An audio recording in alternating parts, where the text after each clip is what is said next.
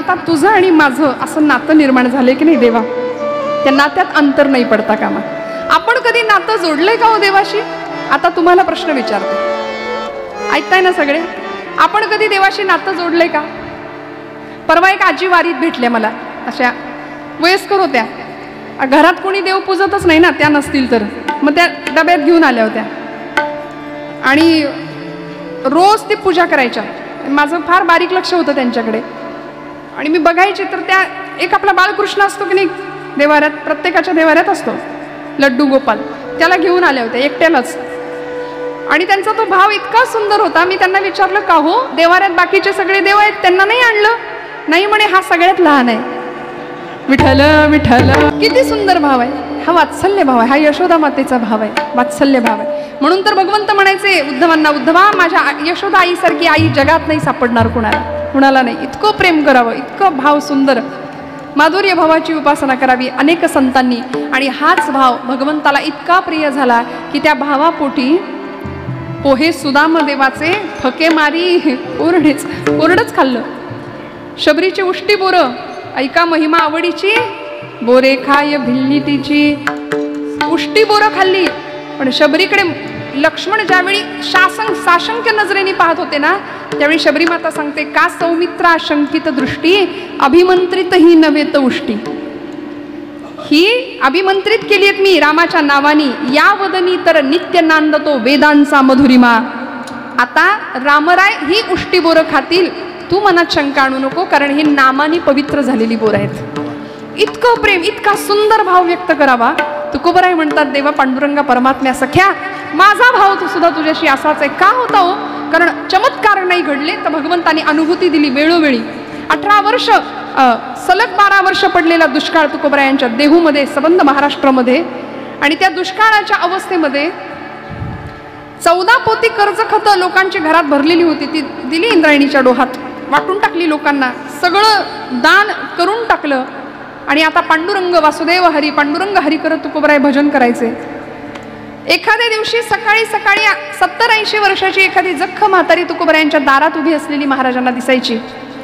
सकाळची वेळ, आमच्या जिजाई आई साहेब महाराजांची द्वितीय पत्नी, नाव होता आवली, आवली म्हणायचे महाराज तिला, मोरीमध्ये स्नानाला गेलेली आहे. सकाळची वेळ आहे आणि एक आजी फाटकं वस्त्र नेसलेली आहे, ती दारात दिसली. तुकोबराय गेले आणि जुन्या बायकांची पद्धत, मोरीवर नेसायचं वस्त्र निर्या करून ठेवलेलं, असं लुगडं साडी. तुकोबरायांनी ते नेसायचं वस्त्र जे आवलीनी भिंतीवर ठेवलं होतं ते घेतलं आणि त्या आजीला दिलं आणि म्हणले, आता 120च्या स्पीडनी पळत जा, कारण तुझ्या मागणं वादळ येणार आहे, तुझ्या मागणे भूकंप येणार आहे म्हणे, लवकर जा. परिणाम का हो का बरं तुकोबराय असं म्हणाले असतील? कारण अवलामाई चिडल्या, संतापल्या आईसाहेब. जिजाई आईसाहेब का चिडल्या असतील? वस्त्र दिलं म्हणून, साडी दिली म्हणून? नाही. जिजाई आईसाहेबांनी विचारलं, आता अब्रू कशाने झाकू? कारण आपल्यासारखं नाही हो महिला वर्ग, आपलं कपाट उघडलं की अंगावर कोसळतात सगळ्या साड्या, बरोबर आहे की नाही? हो म्हणा, तुम्ही म्हणा, तुम्ही म्हणा हो, आहे की नाही? खरं आहे की नाही? काही खोटं आहे का? पण पूर्वीचा काळ असा होता की अंगावर एक वस्त्र आणि काठीवर एक वस्त्र, एवढं प्रचंड दारिद्र्य.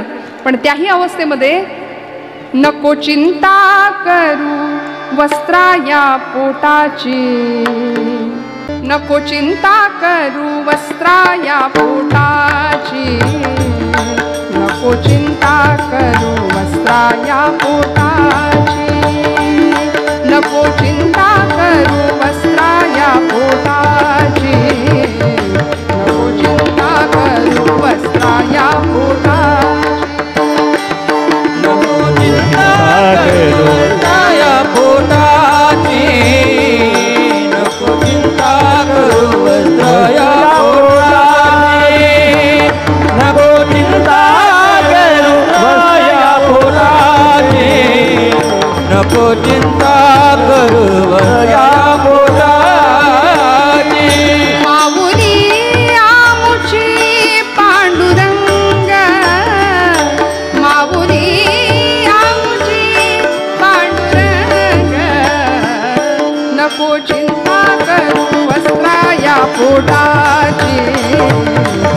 नको चिंता करू वस्त्राया पोटाची, नको चिंता करू वस्त्राया पोटाची, नको चिंता करू वस्त्राया पोटाची.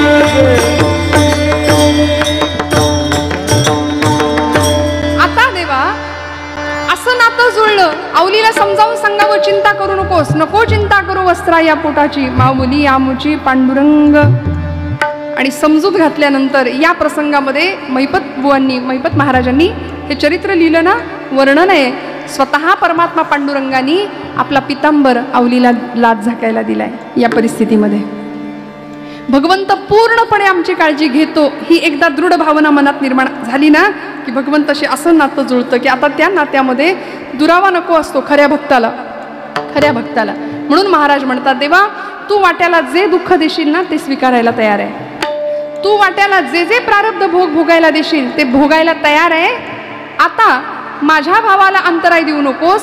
अभंगाचं दुसरं चरण महाराज म्हणतात, आले भागा ते करीतो, आले भागा ते करीतो, तुझे नाम उच्चारितो, तुझे नाम उच्चारितो,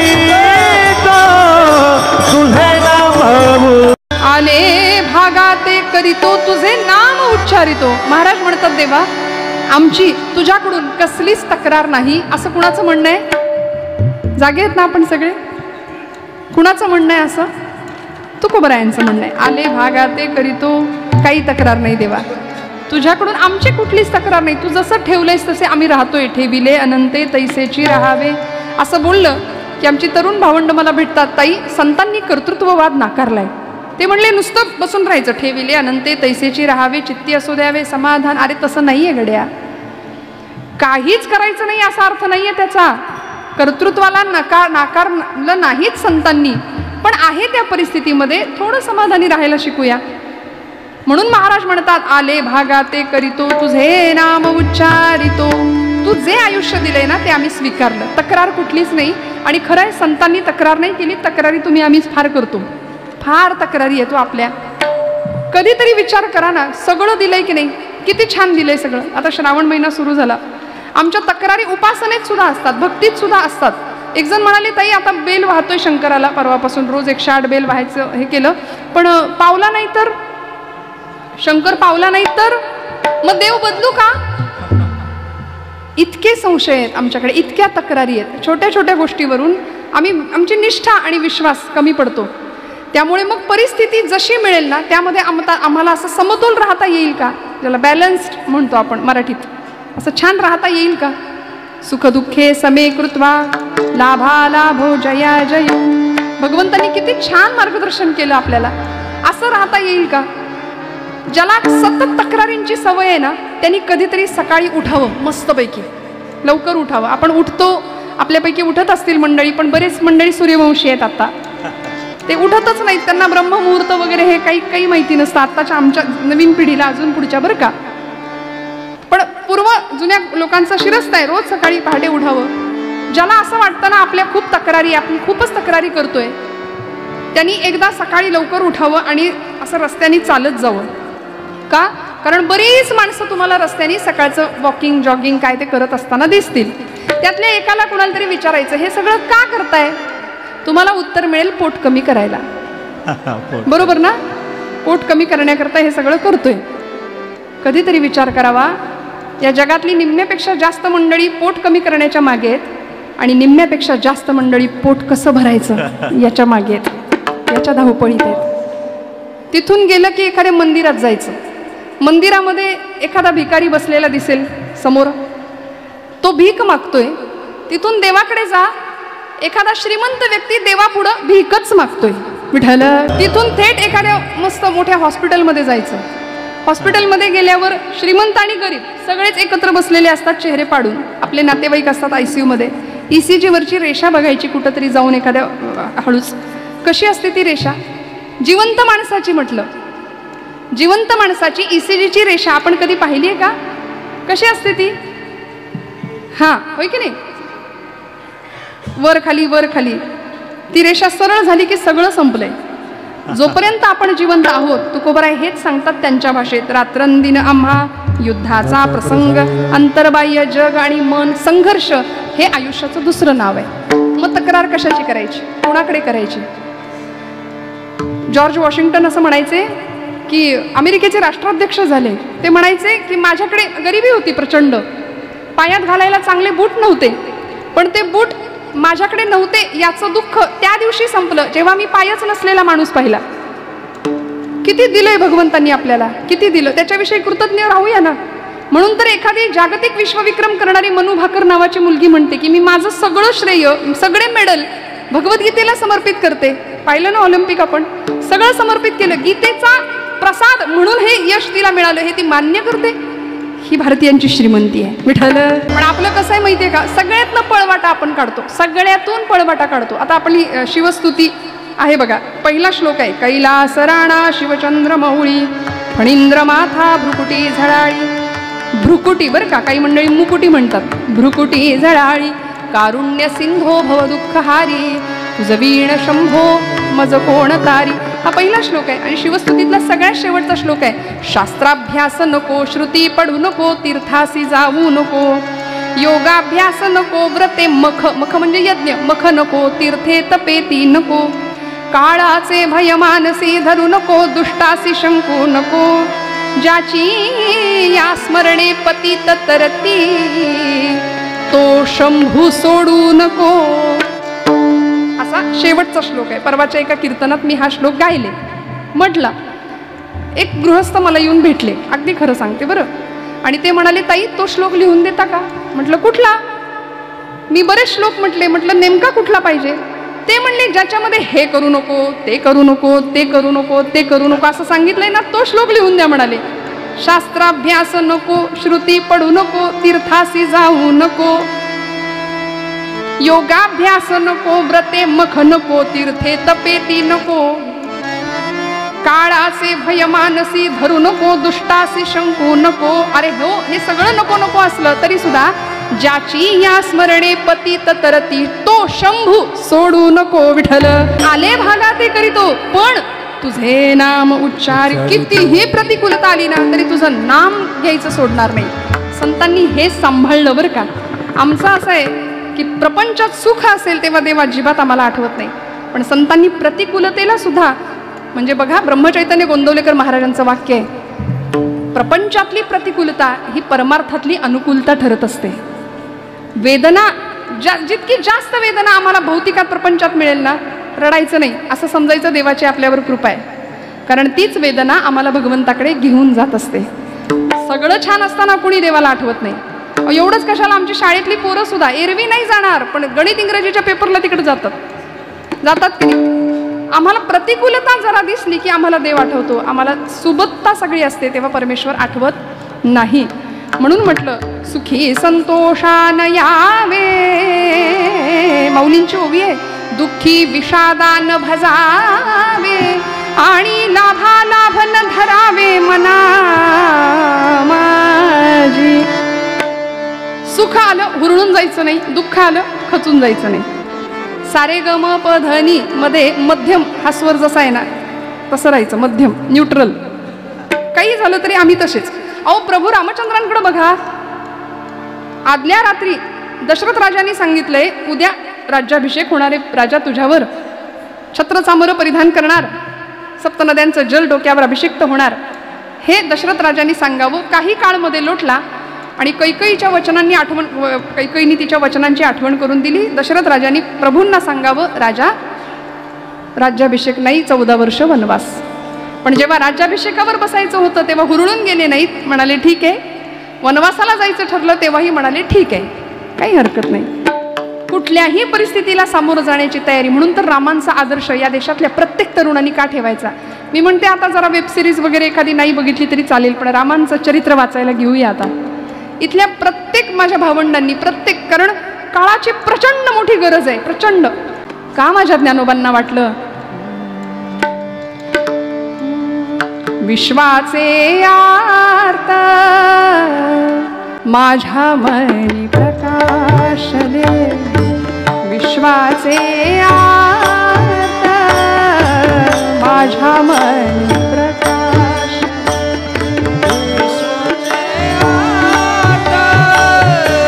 माझ्या मनी प्रकाश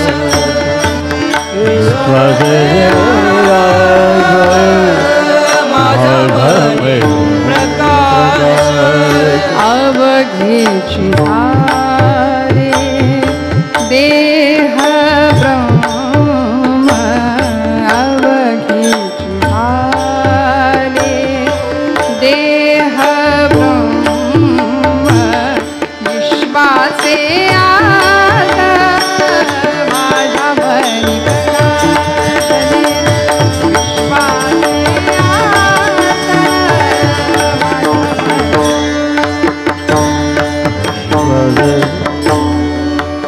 कामाऊलींना वाटलं विश्वाचे आर्त माझ्या मनी सगळ्या जगाचं दुःख स्वतःच्या हृदयात सामावलं म्हणून म्हटलं आपण नतदृष्ट आहोत. आपण फक्त आपल्यापुरतं पहिला पै गाठी मारून पैसा सगळा सेव्हिंगला उष्ट्या हाताने जुनी माणसं म्हणायची कावळा सुद्धा कधी हाकलत नाही.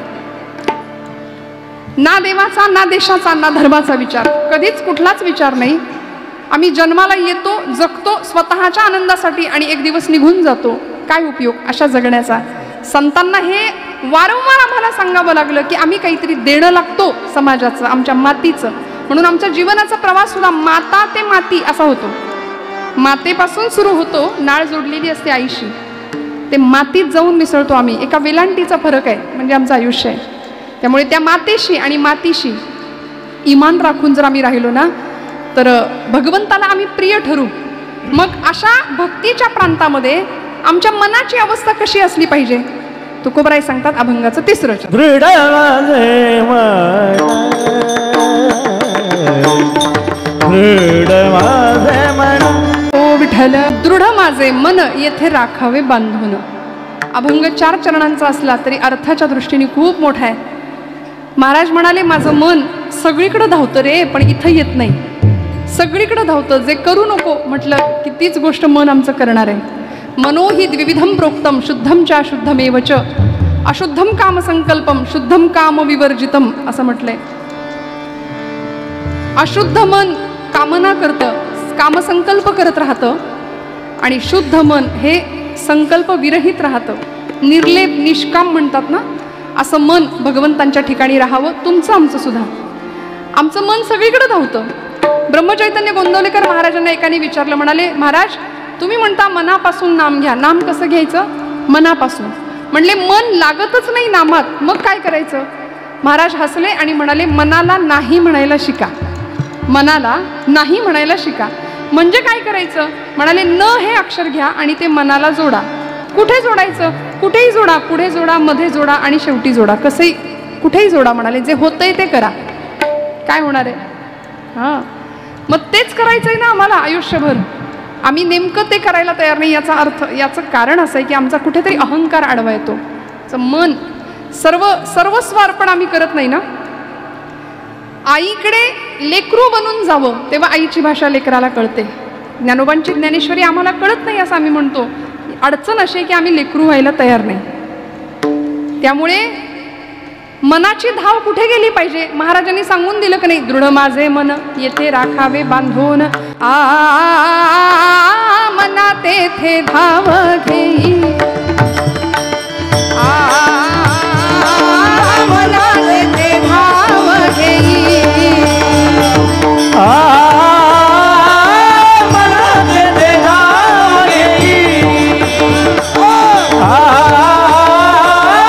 मना तेथे धाव घेई.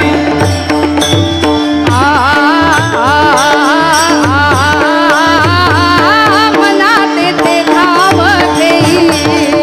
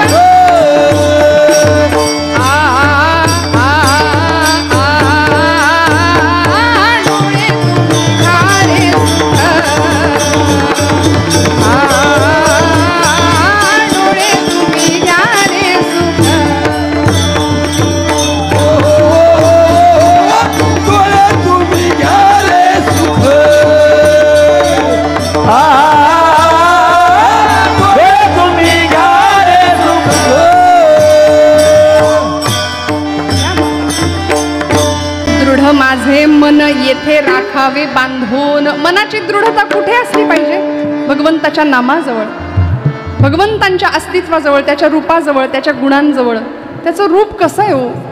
आपलं मन त्या रूपाच्या चरणी स्थिर राहावं, आपला भाव त्या रूपांच्या चरणी, त्या नामाच्या चरणी जोडला जावा, जे गोकुळामध्ये गोपींचं होत होतं. हरीच्या मुरलीवर त्यांनी मला सांगितलंच आहे गाणंच म्हणा, तर काय करू. जीव जडे कसली जीवाला भूल पडे, कसली जीवाला भूल पडे, कसली जीवाला भूल पडे, कसली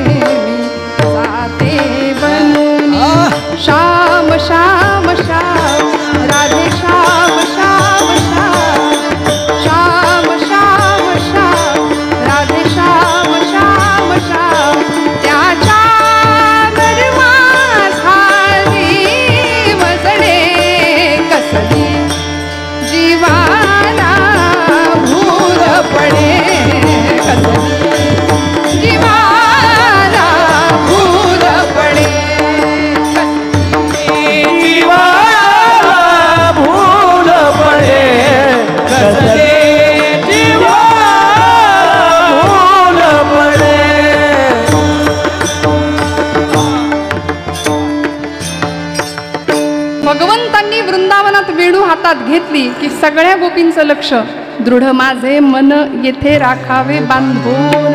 मनात येथे धाव घेई, मन तिकडेच धावायचो, कारण त्याचं रूपच तसं आहे. तो भाव त्याच्या रूपाशी जोडला जातो. कृष्ण मूर्ती होय गे, कळो आली सोय गे, प्राणाचाही प्राणू पाहता सुख सांगो काय गे. तुळशी माळ गळा गे, कस्तुरीचा टिळा गे, तुळशी माळ गळा गे, कस्तुरीचा टिळा. कृष्ण माळ गळा गे, कस्तुरीचा टिळा गे, तुळशी माळ गळा गे, कस्तुरीचा टिळा. अर्धांगी रुक्मिणी विंझणा, अर्धांगी रुक्मिणी विंझणा, वारीती गोप बाळा गे, तुळशी माळ गळा गे, कस्तुरीचा टिळा गे. भक्त कृपेची माय गे, ओळखिली विठाई गे, एका जनार्दनी विटे, एका जनार्दनी विटे, जोडी आले पाय गे, तुळशी माळ गळा गे, कस्तुरीचा टिळा गे, तुळशी माळ गळा गे, कस्तुरीचा. हे तुळशी माळ गळा गे, कस्तुरीचा टिळा गे, तुळशी माळ गळा गे, कस्तुरीचा टिळा गे.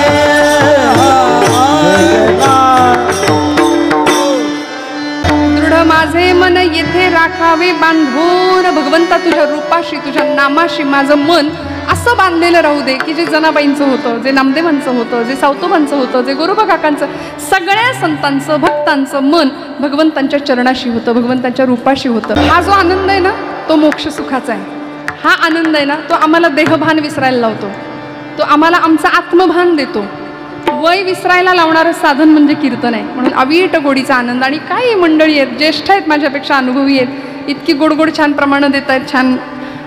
आपण सगळे 12 वाजले तरी काही मंडळी असं आम्हाला घड्याळ दाखवतात खालून, आता उरका म्हणून, पण असं एकही इथं मला तसं दिसलं नाही. आपण सगळे अतिशय शांततेने खूप छान श्रवण करता आहात.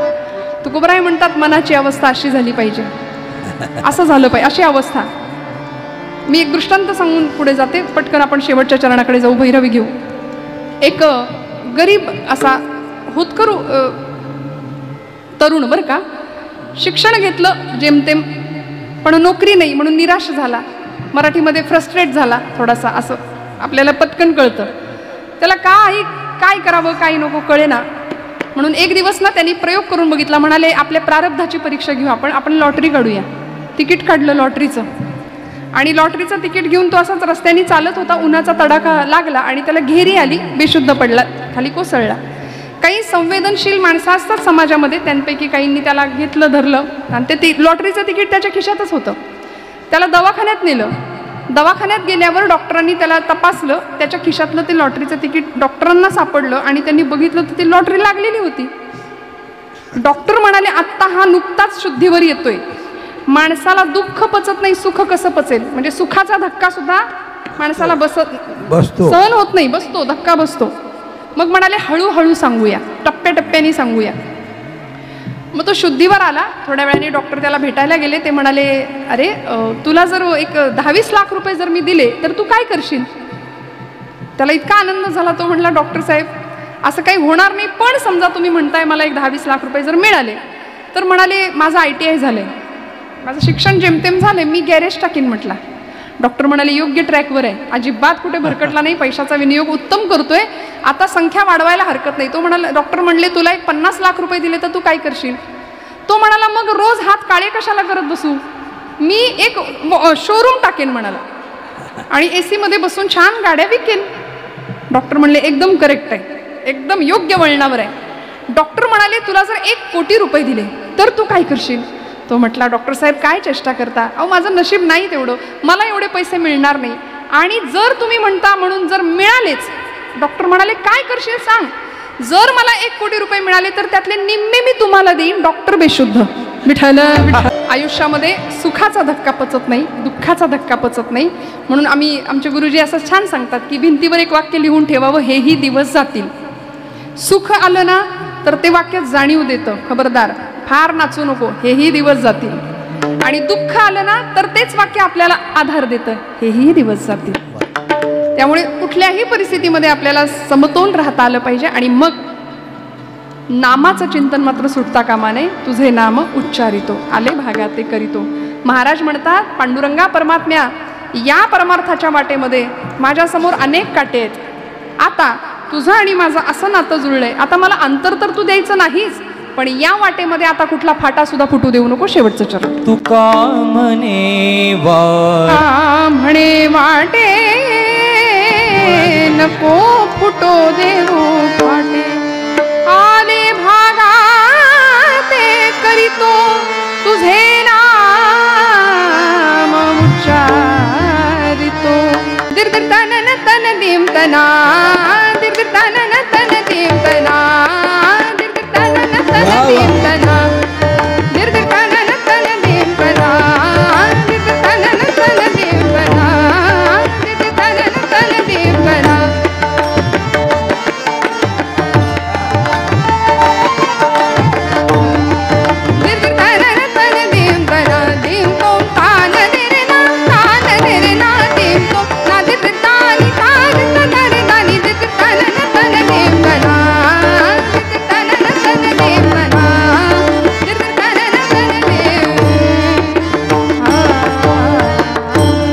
दादांनी वाडिया बाबांचं आवडीचं एक पद होतं, अमृतरायांचं खरं तर ते पद आहे, कवी अमृतरायांचं.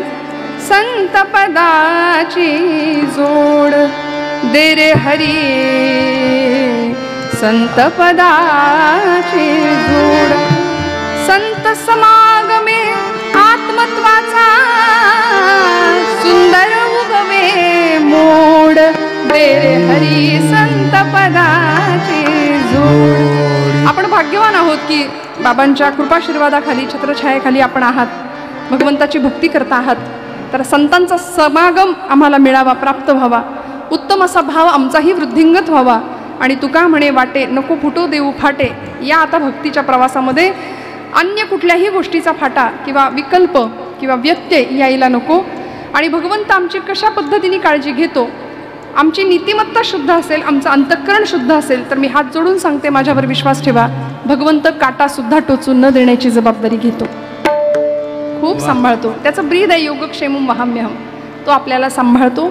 फक्त त्याच्याकरता आपल्या अंतःकरणामध्ये त्याला जे लागतं तो भाव आम्हाला त्याला देता आला पाहिजे. आता माझ्या भावा अंतराय नको देवा.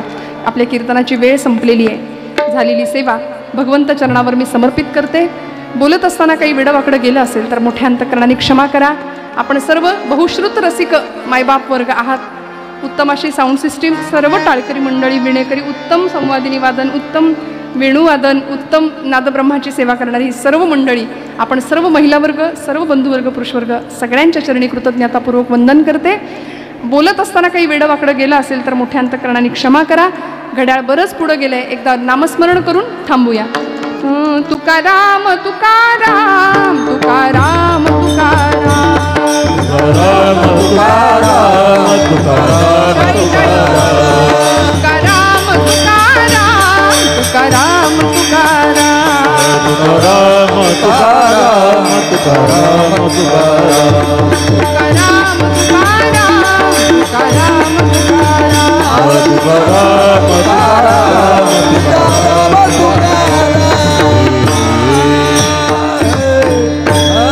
सगळ्यांच्या साक्षीने भगवंताच्या चरणावर आजची सेवा समर्पित करते आणि सेवेला विराम देते. ज्ञानेश्वरा माऊली ज्ञानेश्वर माऊली.